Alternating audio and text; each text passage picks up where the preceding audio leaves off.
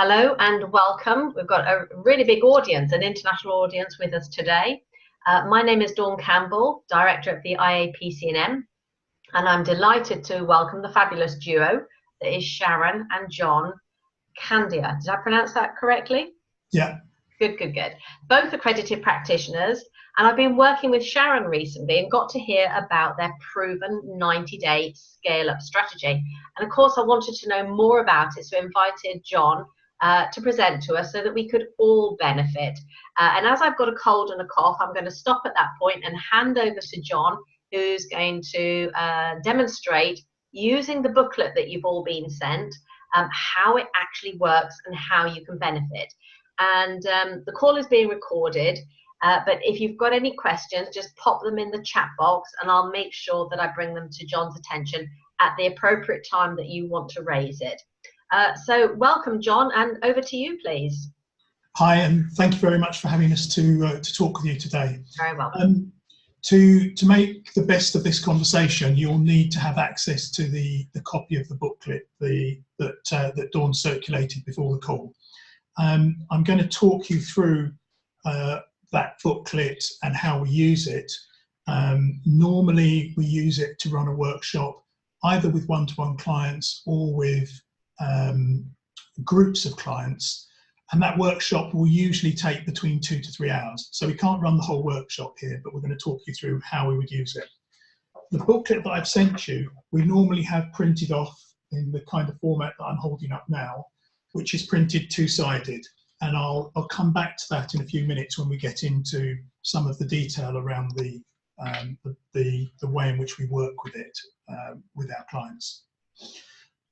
As I'm saying, we run this with clients on a one-to-one basis. We also do it on a group basis, and we find that it's quite an important thing to do with a lot of our clients. And the reason we use it is when we're working with people and they start thinking about their long-term goals, what they need to deliver 3 years, 5 years down the line, and they're thinking about where they are now, the scale of the change between where they are now and where they want to be is too big for them.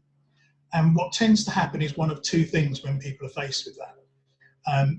They become overwhelmed, and then either they go into a frozen type mode, in which case they're not really moving forwards, they're just reacting to the next request from people or the next crisis, but what they're not doing is moving forwards. Or at the other end of the spectrum, they try to do everything at once and they're running around all over the place. They're very, very active, but again, they're not actually moving forwards in any kind of structured way. So we use 90-day planning as a way of helping them to break that down from a big change that they need to achieve over a number of years and slowly chunk it down into smaller chunks until they get to something that's very achievable, very understandable, and then put in place a plan to deliver that. And that way they feel much more empowered to actually take the steps they need to do to start achieving their goals. And we'll work through how we take them through that. In terms of the workbook I've sent out, you're welcome to use that in any way you want.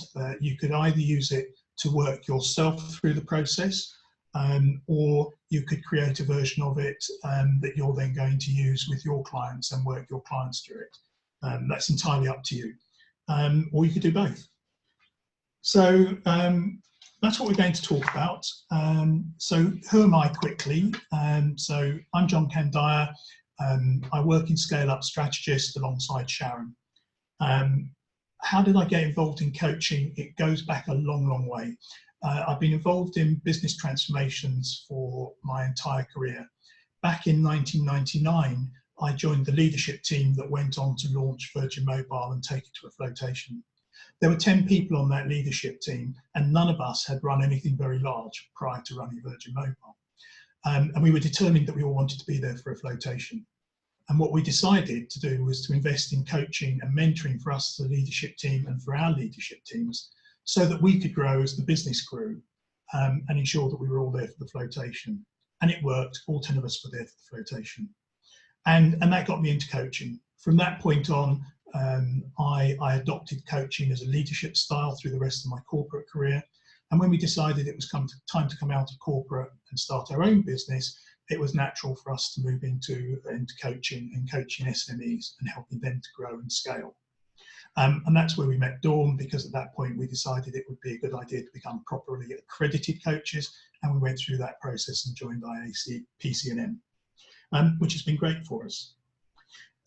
The approach that we've taken to 90-day planning actually reflects a merger of agile planning, which as a chief information officer in my past I used with the teams in my corporate career who were looking after websites and mobile applications, a very agile methodology for planning, merged with coaching, and I'll explain how we come on to that. So if you have a look at page 3 of the book, you'll see the table of contents there. And hopefully from this, you'll be able to see how agile planning comes together with coaching models. Agile planning is all about breaking your long-term plans down into shorter-term goals and then putting a plan in place to achieve those short-term goals. But you're confident in the knowledge that you've broken down your long-term goals to short-term goals in such a way that when you achieve your short-term goals, you know you're on track to reaching your long-term goals. And that comes from the corporate side. The way we've merged this with coaching is, if you have a look at the way we've broken them down, you go into breaking down the goals, but then you'll see that what we do for the next stages is based on coaching style questions. So you're looking at the 90-day goals, you're saying what needs to be true, what challenges and choices are you going to face, and then you'll move into what actions you will need to take, and then that goes on into the accountability section. So what you can see, hopefully quite clearly, is the articulation of the goals fits quite nicely with the goals or outcomes section of a coaching model. What needs to be true, the looking at the challenges and the choices aligns quite closely with the reality or the options sections of coaching models. And then when you're looking at the actions themselves, that comes into the actions and the leading into the accountability phase. So there's quite a strong alignment between the, if you like, the agile planning and then the way that we've structured the coaching questions to help take people through that process so that they can come up with their own plan working through the workbook. And it's because the questions are coaching, open-ended type questions that it's possible to run this with a group of people. If you were using a more traditional approach, you would only be able to come up with a 90-day plan with one company at a time. We fell into doing this with groups by accident. We were asked to do some work with the local council to help them with the work they do with local small businesses. And we thought about it and we decided to try the 90-day planning with them, and it worked really well. We had 20 separate businesses in the room, and we took them through the process, and at the end of it, all 20 of them walked out with their own 90-day plan, but it was their 90-day plan, and each plan was different from the neighbours. And that's because actually the plan came from them, and what we were providing was the framework and the questions that allowed them to develop their own plan. So Dawn, are there any questions that have come up at this point? No, it's perfectly clear, thank you. Okay, so I'm going to move on now. And if you move on to pages 4 and 5, when the workbook is printed out, you'll see that it's printed out double-sided, and pages 4 and 5 look like this. And on the left-hand side, you have the, if you like, the guidance and the notes around setting the long-term goals. And on the right-hand side, you then have the space for people to write. And the workbook from this point on is set up in that way, where you will have on the left-hand side the guidance and space for making notes, and on the right-hand side space for actually writing down the answers to the questions. So that's the format. You'll notice on the right-hand side there's a limited amount of space for writing in this case, the goals, and that's quite deliberate. What we're trying to do is encourage people to think about what their goals are and not to have a super long list of goals. Because if everything, it goes back to the old adage, if everything is a #1 priority, then nothing is a #1 priority. So it's better to have a smaller number of real goals than a large number of wish list items. So we deliberately limit the space. And then when we're asking people to think about these goals, we're stressing the idea of SMART goals. So specific, measurable, attainable, relevant and timely. The timely comes from the time frame we set, but it's up to them to set whether it's 5 years, 3 years, whatever the time frame they want for their long-term goals. But it is very important you get measurables as you go through. As they're setting these goals, they must put measures. You need the measures to be able to start chunking down into the shorter term goals. So I think that's probably all I want to say on this page. Yeah, so if we move on to the next page, and you'll see the next 2 pages. So you're now moving on to the 12 months. Actually, no, before we move off of there, the one point I wanted to make, when we ask people in workshops for their long-term goals, what we actually find is that they have quite vague ideas. I would say fully 80 to 90% of people haven't really formed them. In this workshop, you can get them to take a first stab at articulating those more clearly.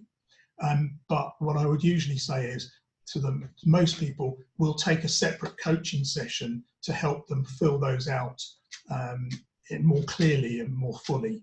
So that actually, if you're working with either a group of people or with an individual, is actually an opportunity for you as a coach to guide them into another coaching session to do that particular piece more fully.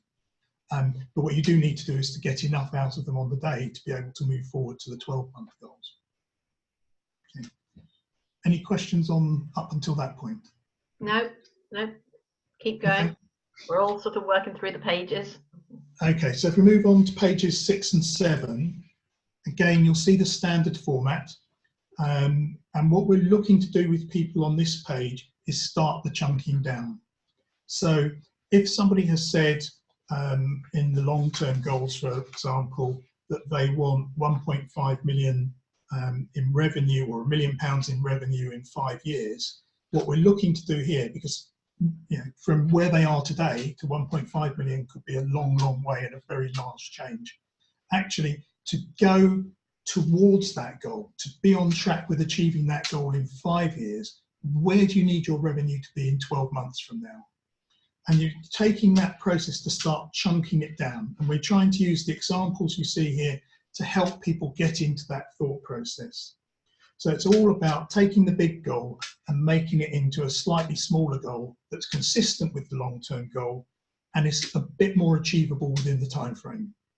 And those are the 2 things that you're trying to do. And what we try to do is keep, so if somebody's put the long-term goal as number 1 on page 4 or 5, we'll try to get them to make it number 1 here, so they get a continuation of thought process as they're working through the workbook.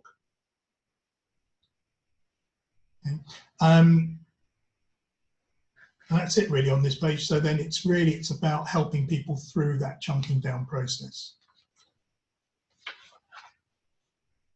Okay, so if you turn on to page 8 and 9, we're now taking that down into what I think is the most important set of goals in this particular section. And here we're trying to get the 90-day goals. So again, you take the request for, or the idea of what they want to achieve 12 months from now, and again, try to get that chunk down to where do you need to be in order to be on track with your 12-month goal for here, this goal, in 90 days. And this is the most important set, because once you've articulated these 90-day goals, actually what we're going to do is put the long-term and 12-month goals to one side.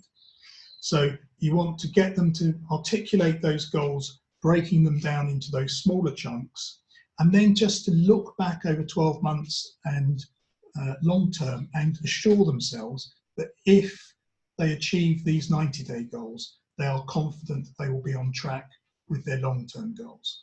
So that's the next step.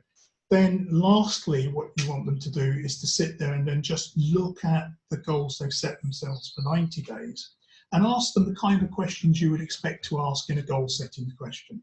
How does it make them feel when they think about undertaking the work to achieve these goals? Do they feel overwhelmed? Do they feel energized? Do they feel excited?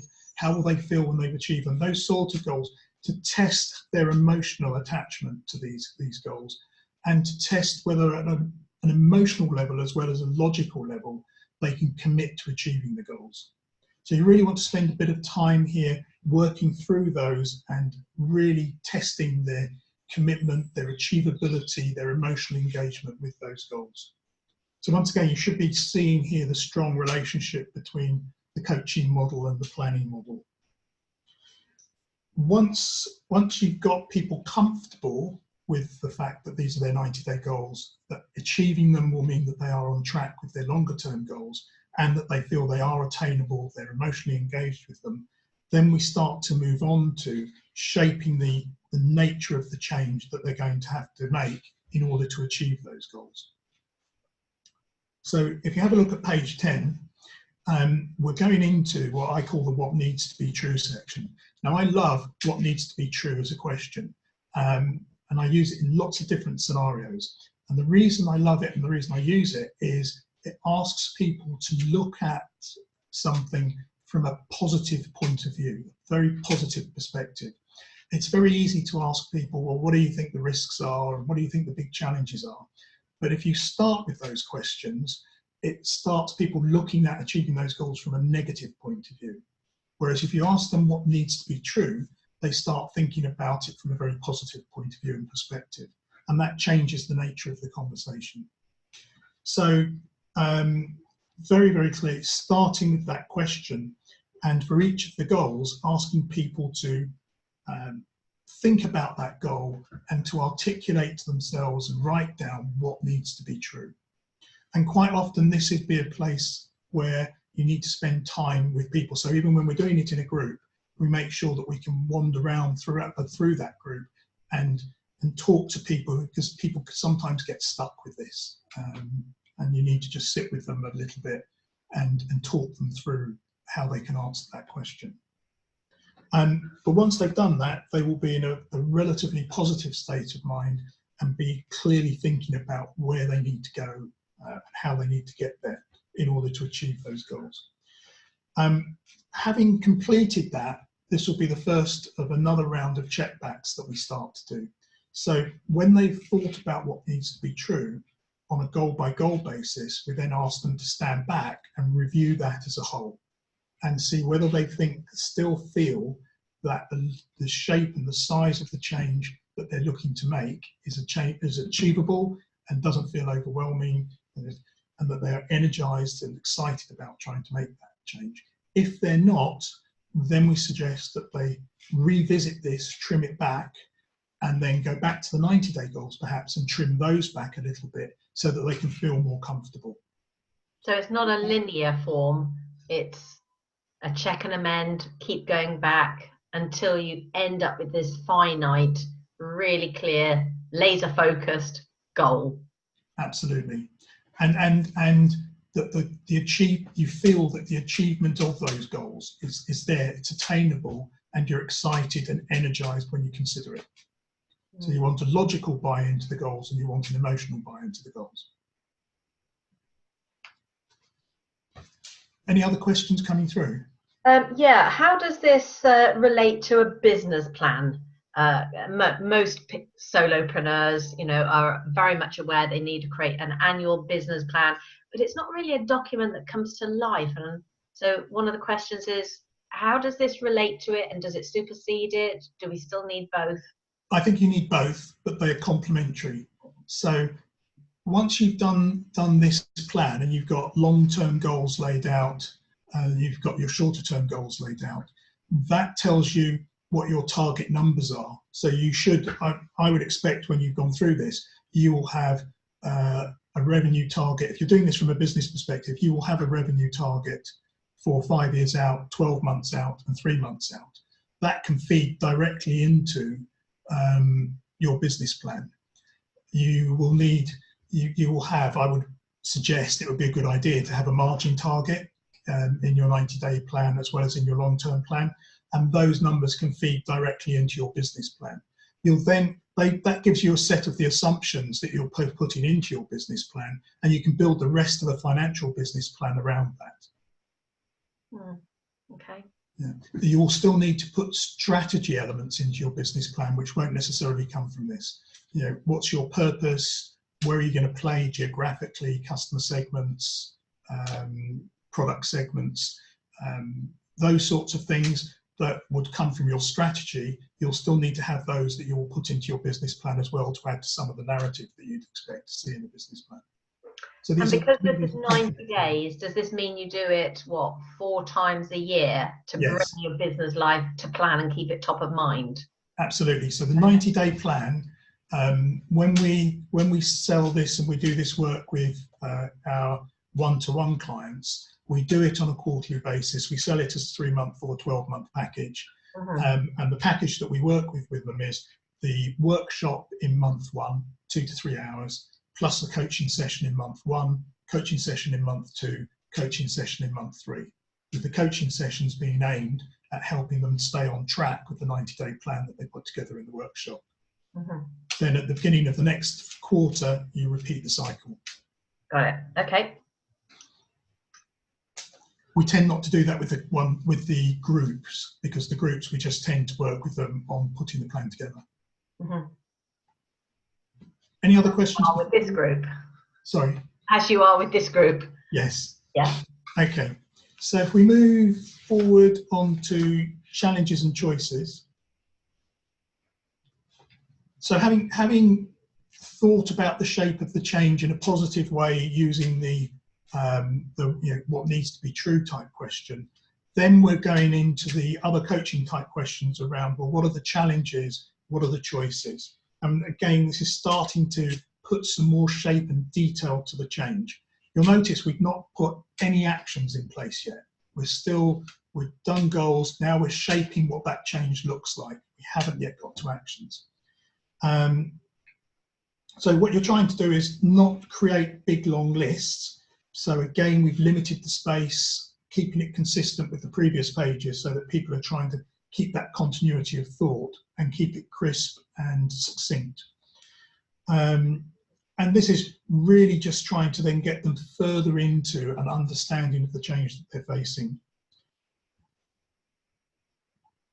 Important for me here is once they've gone through that, they've articulated the challenges and their choices, is you're not trying to solve anything at this stage. You're just trying to get them to think about the shape of the change. But what you do start doing is asking them to think about what good solutions would look like. So again, you're starting to get them, they go through a bit of a dip of questioning thought and challenging thought, but then by asking them what the nature of the good decisions they need to make are, what they would look like, you're starting to take them back into that more positive view of the change that they're undertaking. Now again, once you've gone through that, I would do another look back. So stand back, you've done it for each of the goals, you've gone through one by one, then step back again, look at it again and assess the scale of the change that you're looking at. Are you comfortable with it? Are you emotionally engaged and energized by it, or are you overwhelmed? And if necessary, go back and adjust the goals and then adjust the challenges that you're looking at, so you bring it back to something that's achievable and that you feel excited about. And again, looking for that emotional as well as logical engagement. Are there any other questions here? I mean, hopefully you can see a very strong alignment between the planning methodology and the coaching models. Just quickly, how long should it take to fill out this form? The entire book? The entire book will take between 2 and 3 hours. Okay, all right. Actually, I've split it into 3 1-hour slots. The first 1-hour slot is the goals, the second is shaping the change, and then the third is articulating the actions.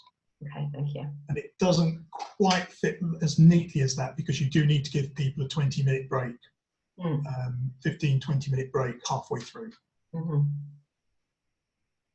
But broadly split it into thirds like that. Okay. Any other questions before I move on? No, but keep your questions coming in the chat box. That's great, thank you. So then if you come to the pages 14 and 15, we handle this point onwards slightly differently. you'll see that the format is still the same. You've got guidance on the left and you have space to write, in this case, the actions as tasks on the right-hand side. But whereas up until now we've dealt with each pair of pages as a separate discussion and topic, here you'll notice we've got a very similar format for the first 30 days. You check forward, you'll have the same format for the second 30 days, and then for the third 30 days. Now, this section tends to be quite a long one, and you'll spend quite a lot of time wandering around helping people if you're doing it in a group or working with people one-to-one. And what you're looking to do here is for each of the goals that you've stated in your 90-day goals list, you then want to put the actions that need to be taken in each of these 30-day blocks in place for them to be achieved. And typically, actually, I work from the furthest out to the nearest. So the last 30 days, so the 60 to 90-day period, for each goal, put the 60 to 90-day activities in and then work back from that to the 30 to 60 and then the 1 to 30. So they're working across all 3 time periods at once. Pick one goal, work from the right-hand side of the plan back to the left-hand side of the plan. Now, the other thing here is, I don't know if you've come across it, but I think most people have heard of Dr. Stephen Covey. And he has a really great demonstration that he has on YouTube of what he calls the rocks and the pebbles. And I'd urge you to go and have a look at it. What he's doing with that demonstration is he's showing that in the things we do day to day, there are the rocks, there are the really important things that we have to do. And if we do them, we will move forward towards our goals. And then there are the pebbles, there's the phone calls, the emails, and all the smaller admin things that have to be done, but they're not necessarily taking us towards the goals. What he shows very clearly in his video demonstration is actually, if you focus on the rocks, and if you make a point of undertaking those actions, which are the real big rocks month on month, all of the smaller stuff will fit in around it. And he does a really great demonstration where he has a bucket that's almost full of sand and then a whole bunch of rocks around it. And he challenges somebody to put the rocks in and make them fit with the sand. And if you put the sand in first and you try to put the rocks on top, you can't make it fit. But actually, if you take the same bucket, you put the rocks in first and then you pour the sand in on top, it all fits because the sand fits around the rocks. And it's the same with these when you're putting these plans together. What you don't want to put into these plans is all of the sand. Ignore that. What you want people to do is focus on the rocks. What are the big actions they have to take in each of these month slots in order to achieve the goal that they've set themselves? And that's what you want them to write down into this plan. So there's quite a bit in there. Is there any questions related to that? No, but I have just sent everybody the video. Brilliant. Okay, and it's a great demonstration, and it's a great thing from a personal productivity point of view. I think it's just brilliant. I've been on this course, and I do remember that that demo. It's very good. Yes. So that's what you're doing here. Now, I should say at this point, we've used this approach with people running businesses of 250,000 up to 1.5 million. But I've also run this approach with a company turning over 30+ million pounds, which is actually a group of 9 different businesses. So it is very versatile, and you can use it at all different sizes, with all different sizes of business. And exactly the same thing works with a large business as it does with a small business. They need to focus on the rocks just as much as a small business does. So you're going through this section, you're doing it as the whole 3 sections together. And again, you want to spend probably the last 20 minutes or so actually getting people to look back at all the things they've done. So they've now mapped out the big things they need to do in every month in order to achieve those goals. You want them to look at each of those 30-day periods in turn as a whole, take a step back, come up to an elevator view, and look down and say, well, if I look at all those tasks I've set myself in that month, is it achievable? Am I energized? Am I excited? Am I overwhelmed? And have that conversation with themselves again. Because it may well be, once they've got down to this detail, you need to then go back and adjust things in the 90-day goals and then roll that forward to make it an achievable plan. And it's really important that you do that at this stage, because otherwise what you'll end up with is a plan that they don't believe in, they don't feel is achievable. And then when they walk away from the workshop, it would be very nice, and they'll put it in a drawer and they'll go back to doing what they were doing before. So you really want that to, at this stage, really drive for that emotional and logical engagement with the plan and a belief that they've got what it takes to achieve the goals they've set out for themselves. Which makes it seem quite different to a business plan as well, which is something people do file away in the drawer until it's time to review it a year later. It is, and that this is why you know, in corporate world, this is why Agile's become so so popular and so important, because it combines having long-term goals with having plans which are short-term and agile enough to be able to adapt to realities and of what's happening today. The days of even corporates being able to put together a detailed plan for what they're going to do for the next 3 years have long gone. You need to know where you're going, but you need to think about how you're going to get there in a short, agile way, working month by month, and then being able to adapt to the changes in the environment and the situation you're in. Any other questions at this point? Nope, not at all, John. I think this is going to be quite a short webinar because I was expecting a lot more questions. If people then come forwards to page 20,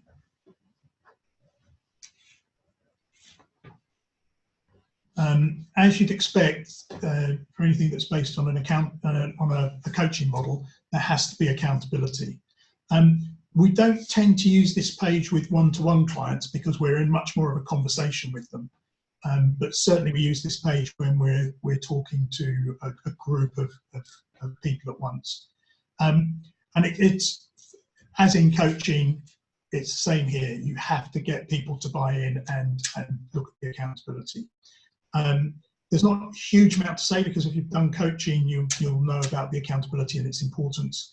But we found that taking people through this, so but how are they going to maintain and review their progress against the plan? Who are they going to share it with so that they can get that accountability out there? And how are they going to have an accountability-based conversation? So what this page actually is when you're working with a group of in a group environment is probably it's a very subtle or not so subtle pitch opportunity for ongoing business, because when we've done this with groups, we're doing it as a workshop. It's a one-off workshop, but of course this is an opportunity for you to explain to them how coaching can help them stay on track with the plan and what the opportunity is to work with you on an ongoing basis to keep them accountable and moving forwards.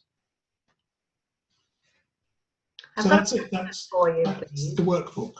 Okay, I've got a question for you. The way you've been talking, it makes me wonder if you're proposing that as coaches, we use this with our clients. So are you thinking that maybe you're going to be training people how to use this and they become part of the scale up strategy business, or is this just a document they can go off and run with on their own as coaches, not just for their own business but for their clients? So you've gone a step further than we really thought about it. My intent here was to share something that we do and we work with our clients, and that people could either use it for their own business and or adapt it to use with their own clients if they wanted to. What we hadn't thought about was would we train people to use it, and I think absolutely I would view that as coaching. So I would say probably if somebody wanted help in how to use this with their clients, we would treat that as a coaching engagement. Okay. Can't see Sharon on the screen, so I'm hoping she's nodding.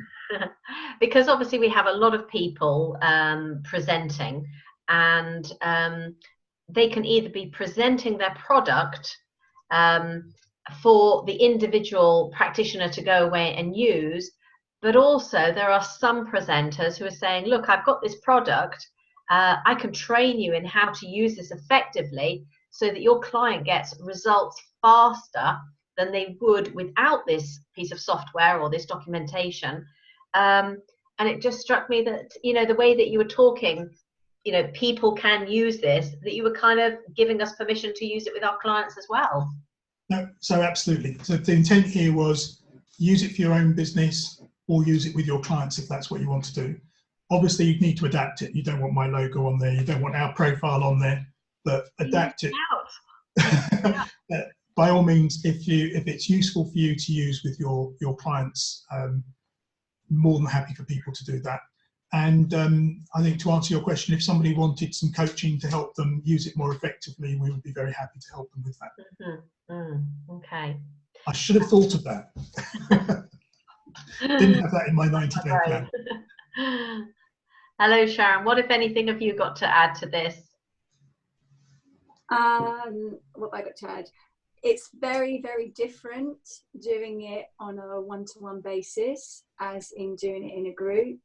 And I think that was where training would be needed. I think it's quite easy to follow, especially if you're a trained coach, but to actually do it in a group, there is a special skill to keep everyone occupied and everyone thinking and everyone engaged. And normally there's both of us there, so we can split ourselves and we can ask relevant questions, although everyone does go towards John because he's had this amazing career and amazing experience.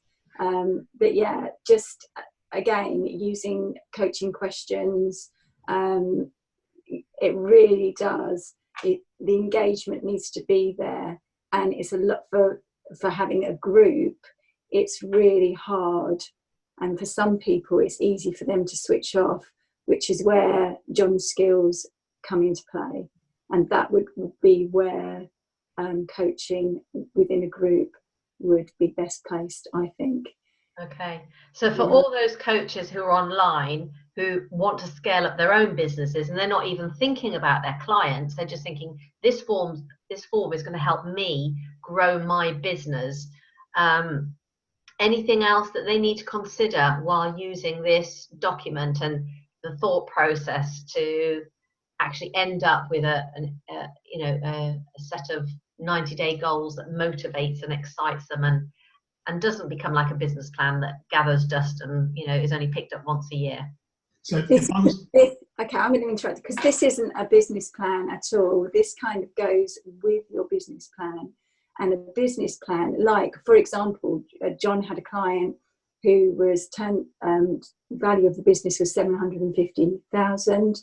They wanted to hit the £1 million mark, and they wanted that within six months. So they signed up with us for 6 months. They actually hit their target of 1 million within the 3 months, just by doing that, by putting those rocks into play that they followed and had the accountability with John and his experience. So now I think they're 1.5, aren't they? Yeah. Where they've grown so well. So yeah, it's easy to do this on clients rather than to actually apply it to yourself. And I think it's a great tool to use. My suggestion would be if you do it for yourself, split it into 3 sessions. Do the goals in one session, do the shaping of the change in another session, and then do the actions afterwards. And give yourself the opportunity to think over what you've written down between the sessions. So split it up, and ideally if you can, have somebody who's going to challenge you and test you on what you've said. And ideally, I mean, if you've got a coach that you're working with, you're swapping experience with, that would be a great time to do it. Of course, as coaches, we all have our own coach, mentor, or supervisor, don't we? That holds us accountable, Yeah. so that we do practice what we preach. So, yeah, okay. And the reason, two things I'd say. One of the reason that people find the framework useful and it helps them become more productive is it allows them to create a framework for themselves and to focus their thought processes and their efforts. We speak to so many people who are running a small business and their minds are all over the place. And it's very, very hard for them to focus and move forwards. And this process takes people through a narrowing down of their thought processes so that they can really focus on what's important to them. And that's what helps people to get things done. And the person that Sharon's talking about there, when we started working with him, he was involved in every aspect of his business, from sales, marketing, delivery, operations. He was working weekends, he was working evenings. He's now effectively doubled his turnover. He has a team of people working for him, so he's only actually involved in sales day to day. He does work evenings and he works late, but he doesn't work weekends, and he has enough time to be launching a second business. So it's about creating the framework that allows people to focus and become more productive. The other thing I'd say is I was petrified of doing the group. We wanted to help out, and it was the best thing we could think of to do to help out with the local economic development officer. And I was terrified because I hadn't really thought through how it would work in a group dynamic. But because it's very coaching based, because the questions are open, it actually worked incredibly well. So each individual person was hearing each question as they would hear it in a one-to-one environment. The only bit you then really need to think through is how you can then fill in the gaps where if they've got a question coming back or they need a bit of support on something, and that's where it's handy to have someone else in the room with you to give you the opportunity to take those follow-up questions and to push them a little bit more in some areas. But actually it was it was an exciting experience to do, and I'd recommend it to anyone who wanted to try it, because the results were wonderful. And the feedback we got, 85% of the people in the room rated the event at 8 or more out of 10. And it's the power of coaching. Sorry, I was on mute then. I said it's the power of groups as well. You know, that we're always trading money for hours, whereas actually if we can get more confident and work with groups, we can, you know, it's that ripple effect, isn't it? We can touch so many more people's lives, particularly for the business coaches out there. Groups and team coaching seems to be the way.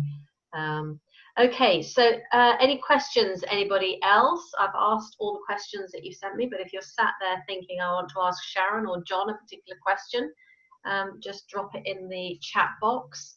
I mean, for me particularly, with a strategy meeting coming up in October, this is really quite timely for me. So I'm going to put myself through this. I'm going to hold myself accountable. Probably not to necessarily to Sharon or John, although Sharon and I have been working together, but my business partner. So yeah, I'll be interested to feedback the results to you guys and see how it goes. I assume you're putting yourself through it every 90 days as well, sleeping and breathing this. We do try to. Good.